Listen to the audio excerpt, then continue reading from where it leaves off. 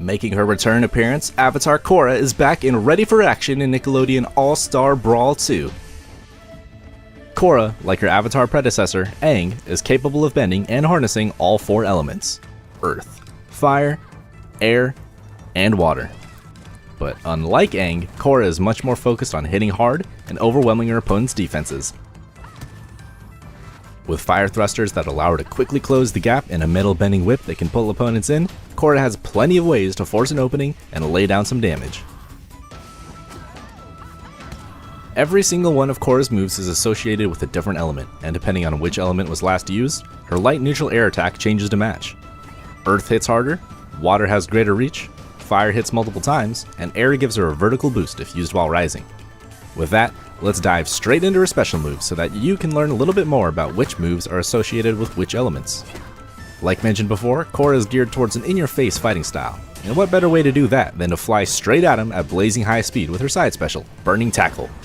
This move can be interrupted with a jump or any one of her other attacks. On the ground, Korra takes off at max speed, which makes it an incredible gap closer.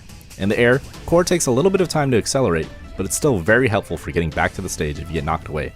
If you need an even quicker boost of speed, the slime version of this attack will do the trick, but keep in mind that it doesn't go nearly as far as the regular versions. Korra's down special is a metal bending whip with some huge range. If you're able to hit opponents at the end of the whip, it'll get pulled in straight towards Korra, leaving them wide open for whatever attack you feel like using. Next up, her neutral special. Korra freezes the ground in front of her, which causes both her and her opponents to slide around whenever they stand on it. If this move is instead used while in the air, Korra will send a quick, small orb of water flying forward and knock her enemies away. If you're getting a little bit too predictable with how you approach, it's always nice to mix up the tempo by throwing out a projectile. The slime version of this move is a fantastic option at the ledge. Korra scoops up any opponents in front of her and sends them crashing down like a waterfall. Lastly, Korra's up special is yet another 2-in-1 special move. In the air, Korra gets a small upwards lift from a gust of wind before tumbling back to the ground. If used while she's already on the ground, she instead gets launched into the sky from a column of stone that erupts from beneath her feet and can follow up however she likes. You can use this move to threaten opponents from above, or to chase them high into the air to extend your combos.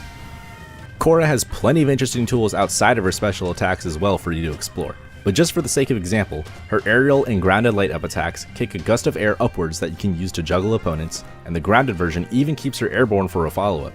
Her charged up air pops a rock up from the stage below her that she can kick back downwards for some tricky set play, and her charged down air allows her to drift around and maintain pressure from some surprising angles when combined with the rest of her mobility options. Do you have what it takes to learn and master all four elements? Find out by playing Korra in Nickelodeon All-Star Brawl 2. As always, thank you for watching, and don't forget to join the brawl when the game releases.